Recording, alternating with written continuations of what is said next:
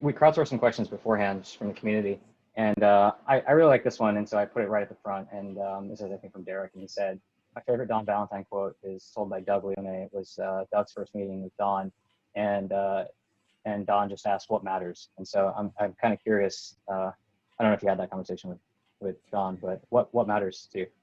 Yeah, I think so. Don was always asking these questions to find out who the person was, but he asked that question a lot. So I'll give you some context and then I'll answer the question.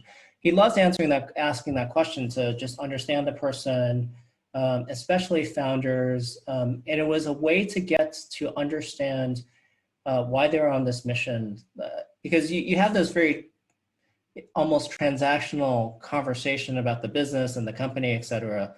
And Sequoia has always had this point of view that founders that last, founders that will go and fight during like incredibly hard times, are those founders that have a personal pain that they suffered, and that's why they started the company. And so he was trying to align the mission of the company to what matters to the founder. And that is why he asked that question. Internally at partner meetings, he would ask that question and slightly refine that and to ask, what will this company matter in 10 years? And think about it from the standpoint of like you're investing at the seed or you're starting a company at the seed level. Either way, whether it's for you or for as a founder or as an angel investor or as a seed investor, the company has to matter 10 years from now. And I think one of the things that people forget about pitching, since a lot of this was about pitching, is tying all that together.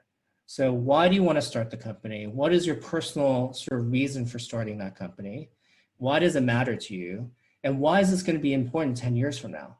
And so to me, like what matters to me, a lot of things matter to me, but like from a business standpoint, I love helping companies scale from idea and beyond.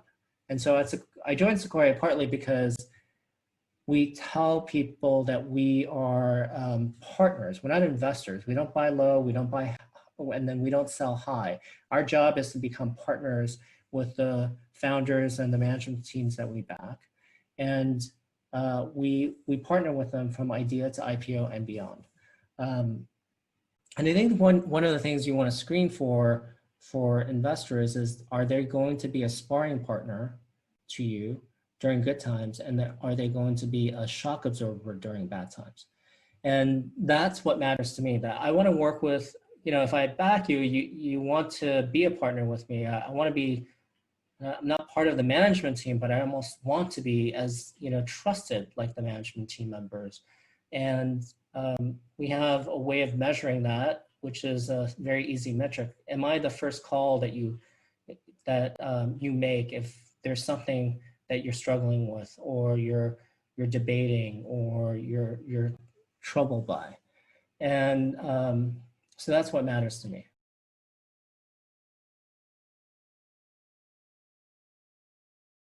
That's a Porva at Instacart. He just loves telling the story. And I was like, what is the difference between loving telling the story and pitching? Really nothing. And then so simplify that and tell me why you don't like fundraising. Is it because you don't like telling the story? Well, you need to love to tell the story. You're gonna have to tell it to employees that you're going to recruit. You're gonna have to tell it to business partners that you want to sort of do business with. So get good at telling the story, why your company matters. Get good at that. Get good at the elevator pitch and refine it. And it is a game because every chance you get, you can A/B test the words that you use and how it resonates, and does it resonate better with engineers said this way, and does it resonate better with salespeople if you say it this other way? But fundamentally, it's just telling the story of the company, and just enjoy doing it. Yeah, this point on partnership, I think, is a really interesting one. Do you have thoughts on how can founders actually establish those kinds of relationships, or how do you think about that? I mean, I have to imagine you just see so many people that you're at the seed stage or the Series A stage, and are they coming in and you just see them for the first time and you have to figure out whether the marriage is going to work for a decade, or often have you established relationships prior? Like, what advice do you have for founders as they're thinking about actually approaching it as a partnership long term?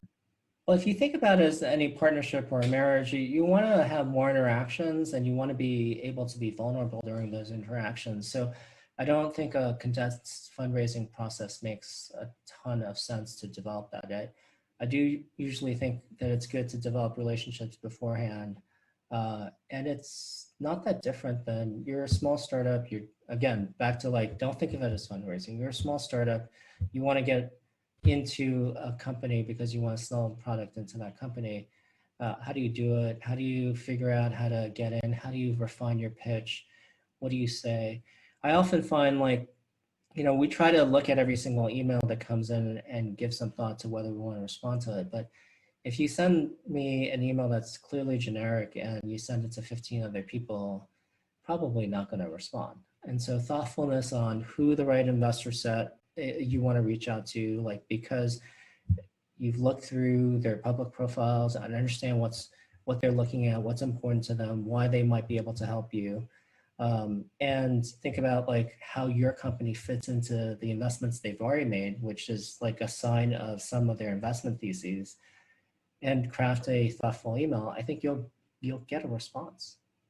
And then I would encourage people to develop a bit of that relationship.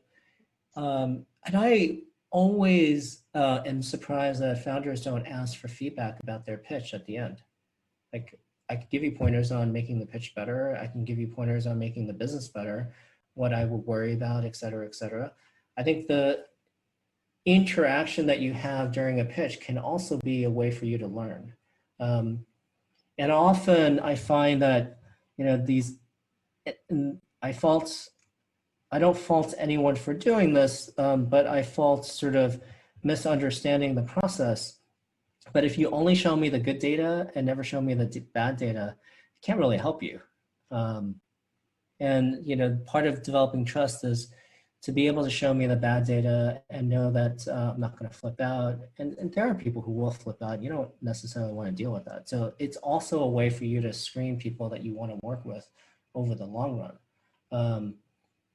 Certainly, I don't want to be surprised by bad data. I don't think it's a great situation where you only show me good data and then towards the end you show me the bad data when we're about to close. Even worse is all good data up to the first board meeting, and then we have a oh shit board meeting. That's not a great way to start a relationship or a partnership. Yeah. Is that different for the seed stage versus Series A? I mean, like at the seed, often people just, you might even just have an idea. There might not even be data. Like, how does the relationship development work kind of when it's literally might be one or two people and an idea? Yeah, I think the one or two people and an idea, I think that it is different. It's about riffing with each other about why you think the idea is good. And, the clear salespeople would say how big the market is and there's no competition. And so the data is not necessarily about your company, but the data might be about like why this market matters and why you're attacking this market, et cetera. So in every single pitch, I find that there is data and data points on how you riff with each other. I think you want the relationship where you build on each other's ideas. And there's this natural rhythm. You can see that they get it. They can see that you get it. And you're improving each other's idea in the seed stage. And that's what I would look for.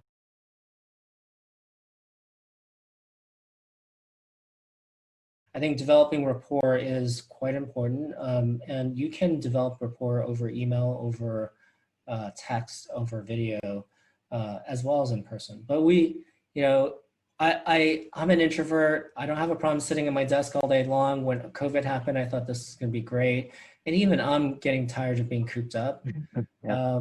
So I feel bad for the extroverts of the world, which is most people.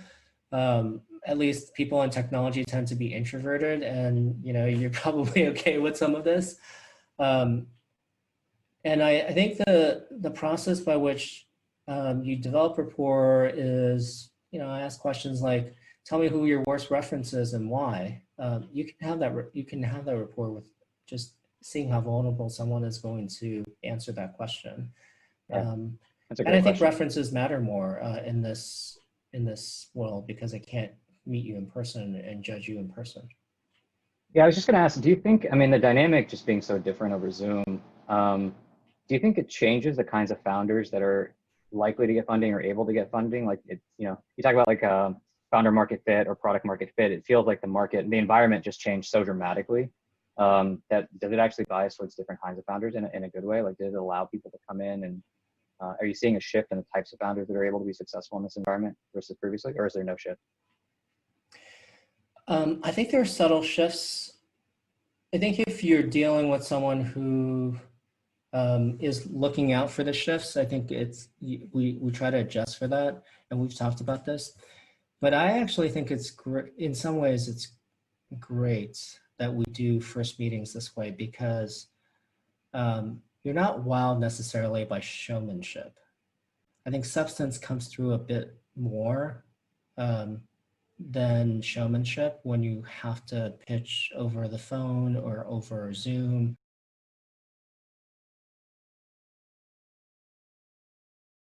Is it changing like the geographic constraints at all? You know, I know, you know, the history of Silicon Valley has been sort of in this sort of 30 square mile radius, but is it changing geography? Have you seen a geographic shift at all?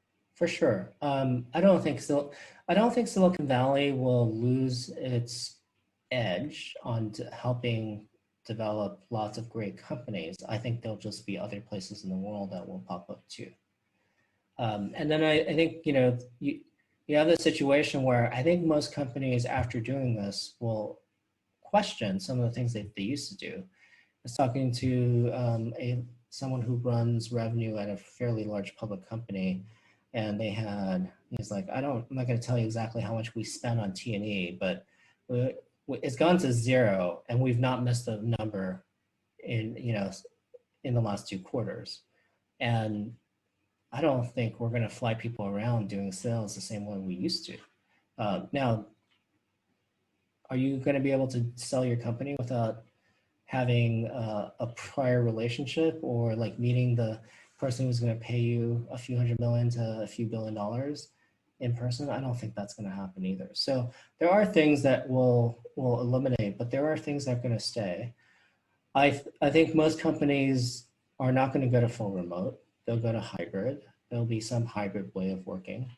But there's some center of gravity at headquarters. There always has been. So multinational companies have done remote and hybrid for a long period of time, and they've mostly centered around gravitational sort of offices in certain regions and be hub and spoke for a reason.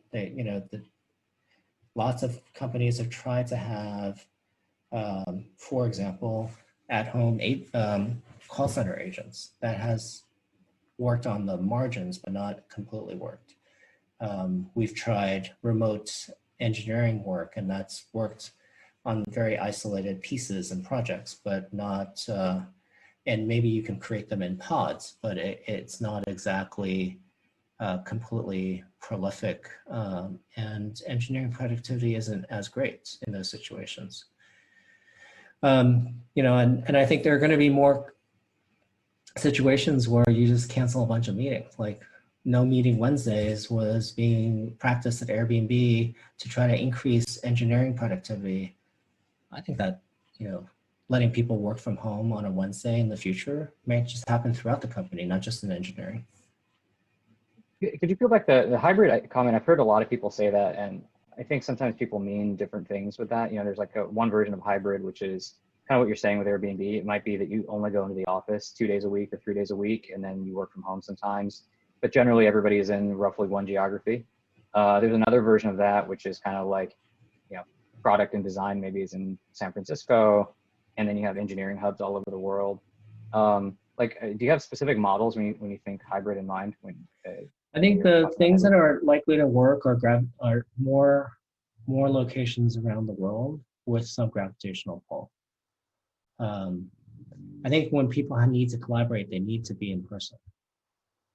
And do you think you can have?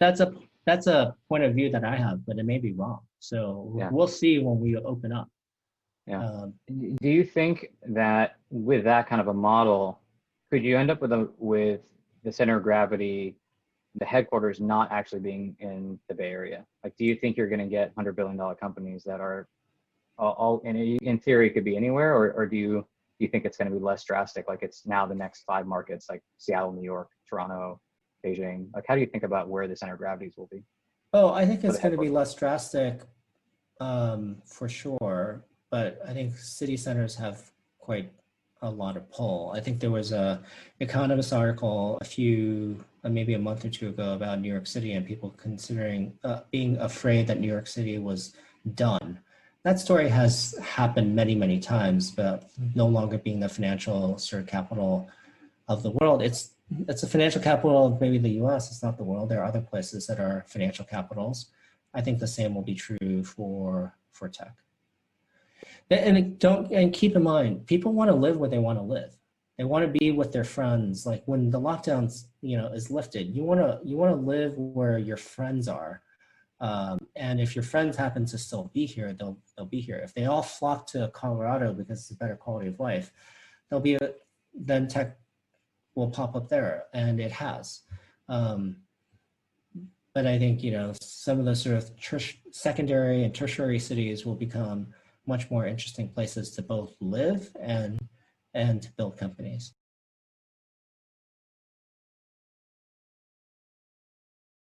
Given all the shifts that have happened in 2020 around COVID and other broader shifts, I mean, I think there's a lot going on in the background in technology right now. Is there a wish list of stuff? Are there things top of mind for you that you're like, man, I would really love if there were founders tackling XYZ or thinking about these kinds of problems? And then maybe that's a good transition to the audience.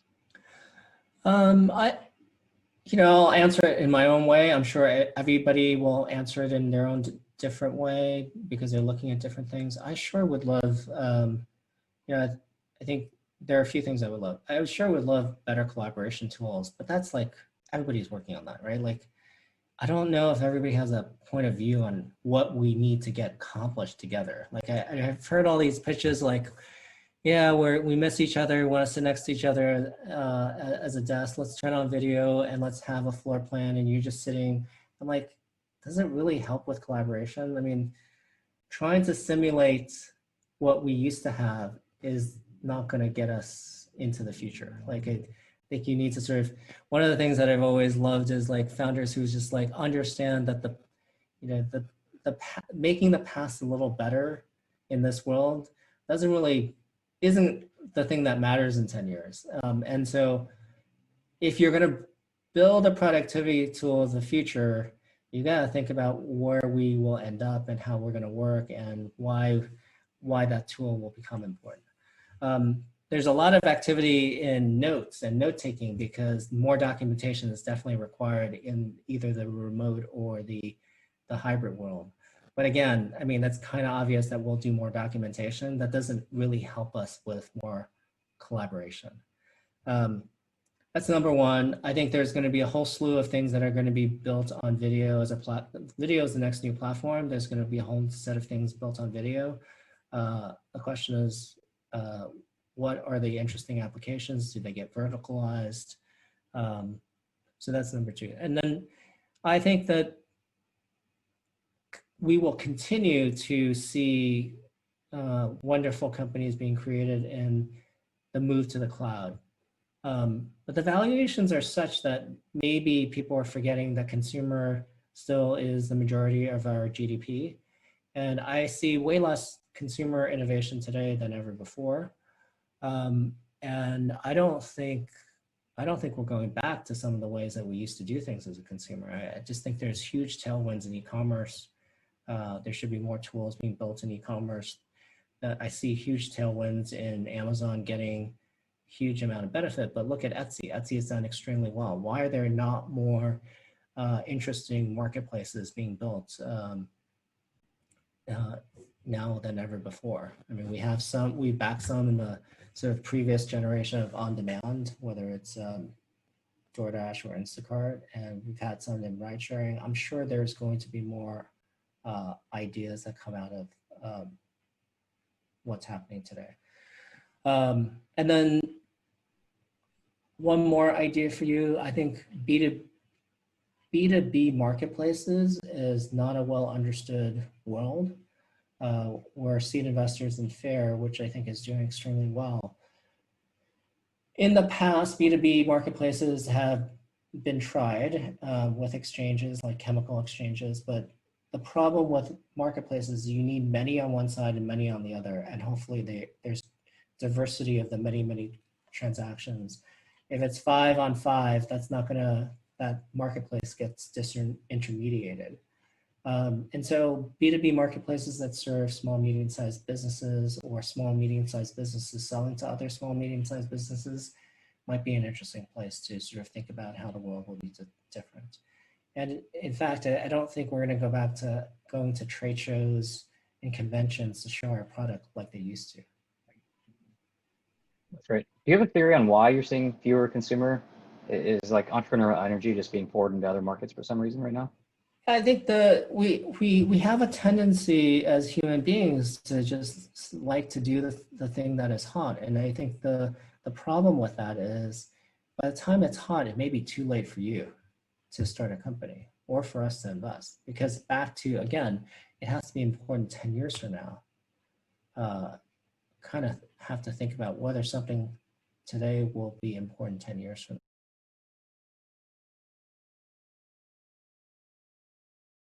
I think one of the things you're also well known for is this idea of being extremely customer centric. You know, sort of Zappos was known for the customer happiness and kind of that culture.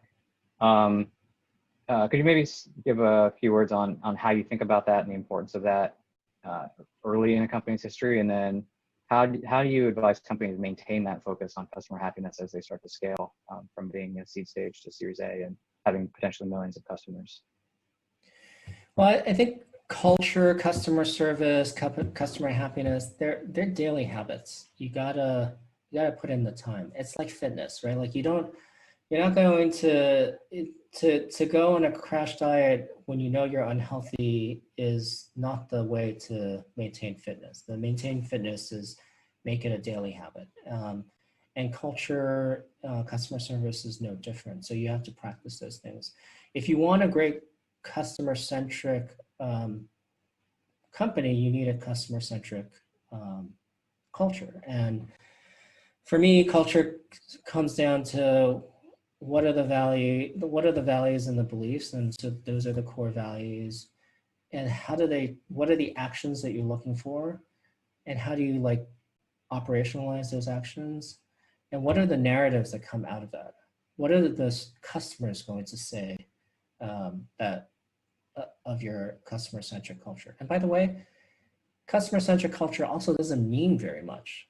There are many companies that have customer-centric cultures, and by the way, nobody says they want a non-customer-centric culture. So to say that you're customer-centric without specifically defining what you mean by customer-centric is also a failure. And I realized this when I was talking to Amazon during the Zappos Amazon sort of due diligence.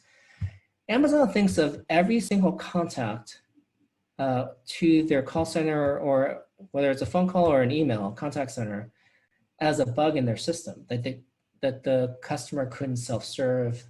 And so they believe in automation, they believe in customer service that way.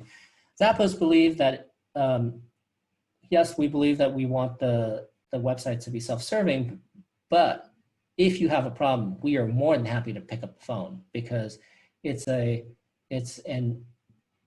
chance to give a completely unaltered, authentic way of a branded experience that is uniquely Zappos. How can those two things couldn't be more opposite? How can both those things be customer-centric, if you might want to ask? And it just does come down to definition. We want it to be high touch, and that means a certain type of culture and a certain type of actions and certain type of behaviors that are different than Amazon. And then at the same time, the things that you rave about for Zappos, the great customer service because they can call us 24/7, getting their product the next day, et cetera, is a different set of things that you rave about for Amazon. And so think about the narrative. What does success look like for being customer centric? What do you want the stories to be about, and potentially work backwards? And then, working forward, what are the values and what are the sort of actions you want your company to take when you take care of a customer? I have a lot to say about this stuff. We can go on for a long time. Yeah, you should write a book about it.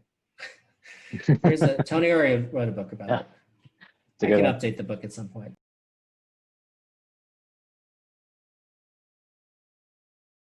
I think that there are a set of qualities that we look for, that many investors look for.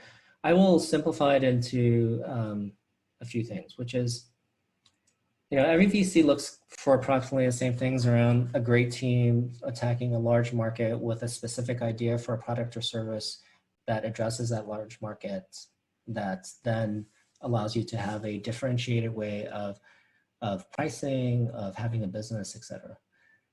And if you just look at that, you end up with either a null set because everybody's looking for it, or you end up with something that is priced to perfection. And as an investor, if you invest in something priced to perfection, or you overpay, you're going to make less money. I think different investors look for the second layer of things. Some will look for product market fit. That has been overly, in some ways talked about a lot. Some talk about like people who are scrappy and being able to bootstrap. Some talk about, and I like talking about founder market fit. And to me, like having founder market fit and being thoughtful about the industry, what exactly are you building here? Why do you think you're going to win? It's kind of a dream. So there is an element of being somewhat of a sociopath, is because you've not built anything at the seed stage. So you're dreaming about the future. But being thoughtful about like, how do you actually win? Like you're a tiny company with 2 or 3 people in the company, and you're attacking this industry that has a set industry structure. Like you got to imagine some of the stuff. I'm like, oh, well, I don't think necessarily, wow, cool, we'll just figure it out. We have this vision of this product. We'll just figure out how to go to market. Yes, I know this is not the most important question when you're at the seed level, but just having thought through that shows that you're thoughtful. And I do think thoughtfulness is important, because you are always trying to think 1 to 2 or 3 steps ahead of where you are at and where your competition is at. That's one trait. The other trait is I like companies that are consumer-centric businesses. All founders that are successful are super competitive, but I like real, genuine insights from the customer as opposed to from the competitors. Bezos always talked about, we don't worry about competitors. We don't worry about, he's one of the most competitive people in the world. The story I like telling is after the merger, and we're talking about post-merger integration, I just asked for like the briefing docs or some of the, whatever they would be willing to share about why they decided to buy Zappos, so we can get a shared understanding of what we should work on together. And at that time, Zappos was 10 years old, and they had benchmarking data about us for a long period of time. And so I asked people internally, like, what is going on? And, he says he didn't worry about competition. And the line is, obviously, it's to be, that Jeff Bezos has, is be customer obsessed and competitor aware. And so that's kind of one of the other things that we look for. Be customer obsessed. Tell me why you're going to win the industry through the lens of your customer, and be aware what your competitors are doing, and how you're going to be different. We do have a line in our company, our Sequoia's company design program, which is, don't tell me why you're going to just be better. Better gets you just so much. You want to be different and better versus the competition. And to do that, you need to reinvent on behalf of the customer.